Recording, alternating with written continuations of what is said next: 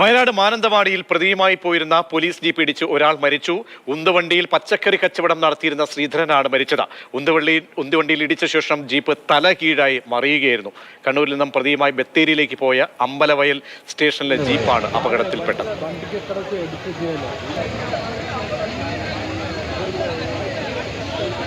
കമൽ ചേരുന്നു. Kamal, police jeep ഇടിച്ചാണ് അപകടം സംഭവിച്ചിരിക്കുന്നത്, മരണം സംഭവിച്ചിരിക്കുന്നത്. എന്തൊക്കെയാണ് വിവരം?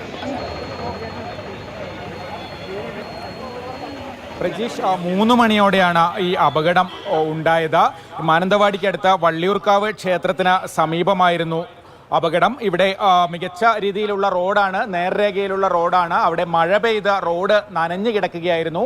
ആ സമയത്താണ് പോലീസ് ജീപ്പ് റോഡിൽ നിന്ന് തെന്നിമാറി ഈ പച്ചക്കറി കച്ചവടം നടത്തുകയായിരുന്ന ഉന്തുവണ്ടിയിൽ ഇടിക്കുന്നത്. ഉന്തുവണ്ടിയിൽ കച്ചവടം നടത്തിയിരുന്ന ശ്രീധരൻ എന്ന 65-കാരനാണ് അപകടത്തിൽ മരിച്ചത്. അദ്ദേഹത്തെ ആശുപത്രിയിൽ എത്തിച്ചെങ്കിലും അവിടെ എത്തുമ്പോഴേക്കും മരണം സംഭവിച്ചിരുന്നു. ജീപ്പ് അതിനുശേഷം തലകീഴായി ആൽത്തറയ്ക്ക് സമീപത്തേക്ക് മറിഞ്ഞു. ജീപ്പിലുണ്ടായിരുന്നവർക്കും പരിക്കേറ്റിട്ടുണ്ട്. ജീപ്പിലുണ്ടായിരുന്ന പ്രതി തലശ്ശേരി മാഹി സ്വദേശി പ്രബീഷ്, CPOമാരായ KB Prashanth, Jolly Samuel, V Krishnan എന്നിവർക്കാണ് പരിക്കേറ്റത്.